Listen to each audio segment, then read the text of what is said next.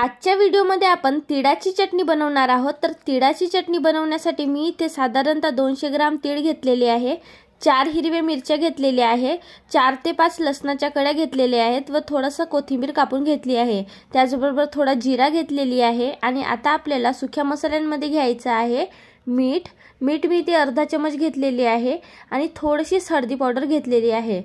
आता आपल्याला जे आपण तीळ घेतलेले आहेत ते तीळ भाजून घ्यायचे आहेत। तर चला आता आपण हे तीळ भाजून घेऊया। बघू शकता मी मीडियम गॅसवरती हे तीळ छान असे भाजून घेणार आहे। छान असं परतून आपल्याला हे तीळ भाजून घ्यायचे आहेत। बघू शकता छान असं भाजून घ्यायचं आहे या तीळांना। आता बघू शकता तुम्ही असं तडतडचा आवाज येत आहे, म्हणजे हे तीळ छान असे भाजलेले आहेत। बघू शकता छान असं परतून आपल्याला भाजून घ्यायचं आहे आणि गॅस बंद करून घ्यायची आहे।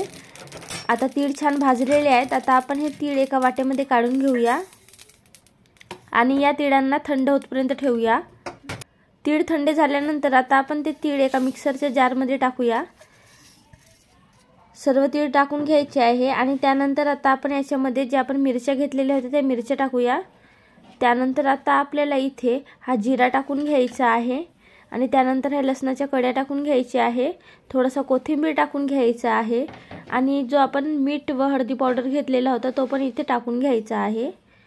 आणि आता आपल्याला इथे थोडंसं पाणी टाकायचं आहे। थोडा पाणी टाकून आता आपल्याला याला बारीक करून घ्यायचं आहे। बघू शकता थोडंसं पाणी टाकलेली आहे मी। आता आपण हे बारीक करून घेऊया। बघू शकता तिळाची चटणी रेडी झालेली आहे। आता आपण या चटणीला तडका मारूया। तेल गरम होण्यासाठी ठेवलेला होता। आता त्याच्यामध्ये लाल मिर्च, जिरा, मोहरी आपण टाकलेली आहे। तुम्ही कढीपत्ता पण टाकू शकता। कढीपत्ता माझ्याकडे अवेलेबल नव्हता म्हणून मी कढीपत्ता नाही टाकली। कढीपत्त्याने आणखीन छान टेस्ट वाटते। आता त्यानंतर यांना छान असं कडू द्यायचं आहे आणि त्यानंतर आता ही चटणी इथे टाकून घ्यायची आहे। बघू शकता छान असा तडका बसलेला आहे चटणीला। आता आपण या तडक्यामध्ये ही चटणी छान अशी मिक्स करून घेऊया थोडी, जेणेकरून याचा जो कच्चापणा आहे तो निघून जाणार थोडा। बघू शकता या प्रकारे छान अशी मिक्स करून घ्यायची आहे आणि आता गॅस बंद करून द्यायची आहे। गॅस बंद करून घेऊया आणि त्यानंतर थोडासा कोथिंबीर आपण टाकून देऊया।